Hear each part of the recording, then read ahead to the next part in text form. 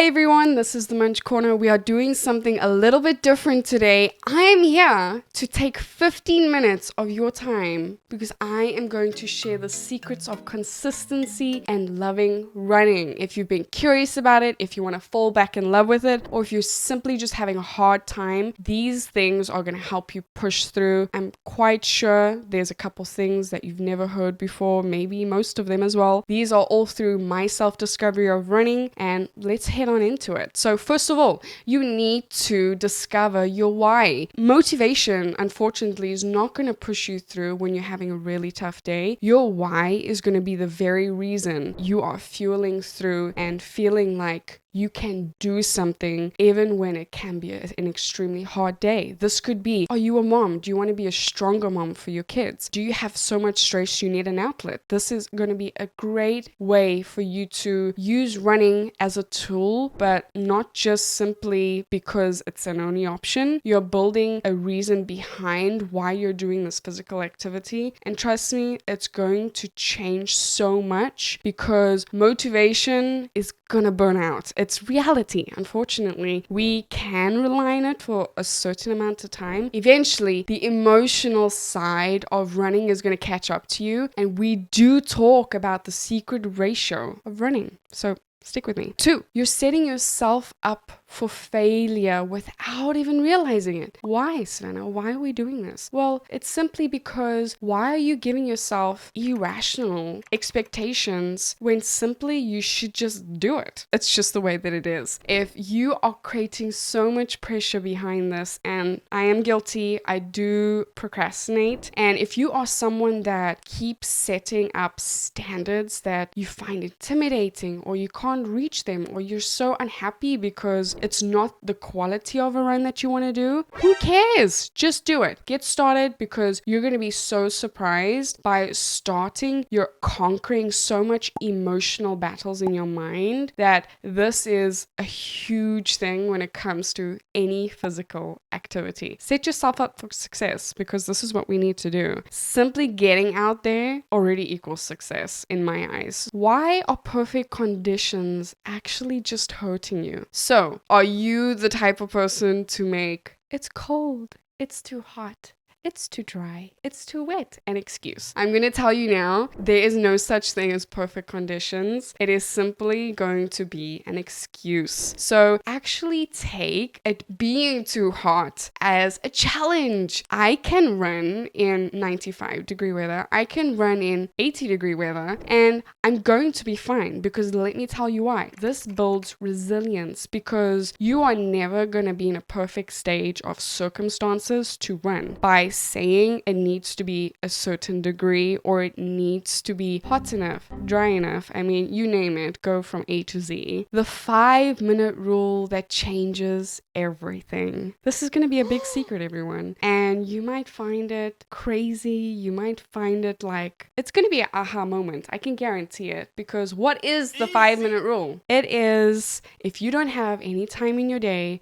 or if you simply just feel like you can't do this today, I'm in a mental funk, I've been so stressed, what is this going to do? This is going to add extra stress. My friend, just start running. Look at the clock, give yourself 5 minutes. Start running, and you might find that within those 5 minutes, you get into such a headspace that no one can hold you back. And you know what? That's such a great feeling, because if you are mentally in tune to run as an automatic in your brain, just because you've set yourself up that way, you are going to see results to such a point where you are going to run so much farther than what you thought, because just those 5 minutes was an intro into really appreciating your ability to stand up and just do something, even when you didn't feel up for it. And 9 times out of 10 for me, at the end of it, I actually end up running much farther. This is the secret ratio. I would like to think this is a little ratio that I've created in my own self-discovery of running, but this is something that every single person trying to run, has run, or is thinking about it should know. The secret ratio, 60-40. What do you think it is? I'll let you sit on it for a second. Okay, we're done. We're going to head into it. So the secret ratio 60% is mental, 40% is physical. I know What? people are shouting at me. It's like, no, Savannah, no. Yes, Savannah, why? 60% of it is getting yourself to keep going. How often are you getting into your own head or talking yourself down because you just think you cannot do it, or you're not capable, or you internalize the physical struggle when you're a mile in, when you're a mile and a half in, or because you're anticipating that you're going to reach a point of burnout? That is reality. But the biggest reality of running is your mental state can carry you through so much physical states of burnout or pain, or you reach a certain time in running that you are starting to get really tired. And if you have the ability to run past that bit of a tired spurt of time, you have mentally overcome a much greater obstacle than what it is physical. Now, don't get me wrong, we do all have physical disabilities. We're not going into the health side of these things, but honestly, the reality is that 60% of the time, you are holding yourself back because you are telling yourself that you can't keep going. What should you do the moment you want to quit? You're in the middle of a run, you've ran 2 miles, you've ran 3 miles, your legs are shaky, you're exhausted, and you start internalizing even more. I'm going to give you a few things that you can do. I use for myself is don't stop,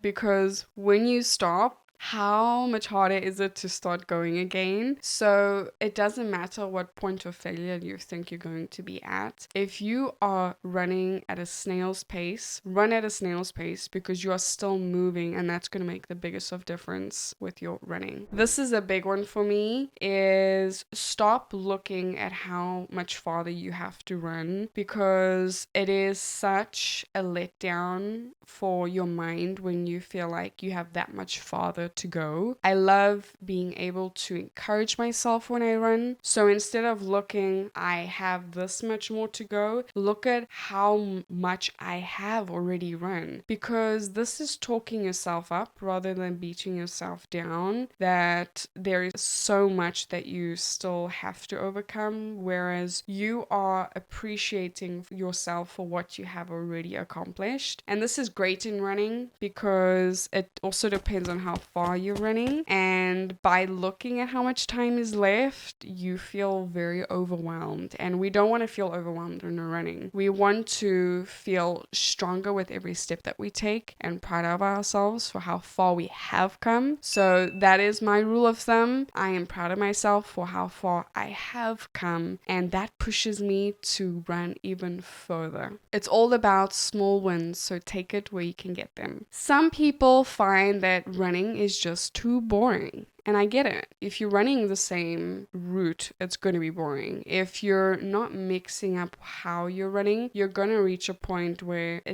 boredom drags everyone down. So create a fun space, whether you're mixing up running with people or you're starting to use curves to your advantage. If you want a little bit of a challenge to run up and down curves, we have very big boulders around a park here by me. And sometimes my last spurt of a run, I use that bit of energy to run up and down boulders and to maximize the last bit of energy that I have. And talk about a confidence boost. If you are really turning around and saying, I'm not simply running, I have these little heaps of goals within my running circle that is making it that much more, how can I say, just fulfilling. So use items, resources around you. Do you want to run with a friend? You can run with a friend too. Sometimes people are social runners. I am a solitary runner. I enjoy running by myself. So I really maximize things around me to make it more enjoyable for myself. And you should too. If you need to make running something you look forward to, do that. You can set yourself up some challenges like a 5K. So this does tie into how to be more motivated. If you're running with a pal that you both have a time that you guys agree that you're going to be running, that is going to have to push you to go and meet up and do the run because you don't want to let someone down. Or if you have a 5K schedule scheduled in a month or two, and you really want to gear up to be prepared for that. We are human beings that want to better ourselves, and if this is an opportunity for you to set up these different goals, do that, because this is going to be so important in your running journey. The breathing mistake that drains you. Again, this is going back into how to keep yourself running, is if you are getting to the point where you are out of any energy, you are exhausted, just rethink your breathing, because I have reached a point before where I'm running and I'm now starting to breathe more through my mouth. Poor breathing equals a faster burnout. So by balancing out breathing in and out through your mouth and your nose, you are not hurting your throat. So make sure that you being very intentional about your breathing. It does take some time to adjust, just because if you're not a runner, you might overexert your nose or your throat more than the other, and you'll find that you'll be left with a sore throat. Your nose will be extra dry because you didn't balance these things out. So just be very mindful of how you are breathing and be great. Give yourself grace, because this is something that comes with time. We all have advantages and disadvantages according to our body types. So tall people out there, you are very lucky. I am short. So tall people often have greater strides, and this allows them to cover a longer distance over a shorter period of time, even if their pace is short. So shorter people, you also have an advantage. Let me tell you something. If we are short, it takes less time for our oxygen in our bodies to spread out, because our circuit is that much smaller than that of a taller person. It takes their body much longer for their oxygen to travel through the rest of their body. This means we get oxygen faster throughout the rest of our body to our muscles, energizing us to push forward. So use your pros of your body as an advantage. I mean, be proud that you're tall, be proud that you're average, be proud that you're extra short, because you know what? You're getting more oxygen faster through the rest of your body than that of anyone else. And someone who is taller, you might find yourselves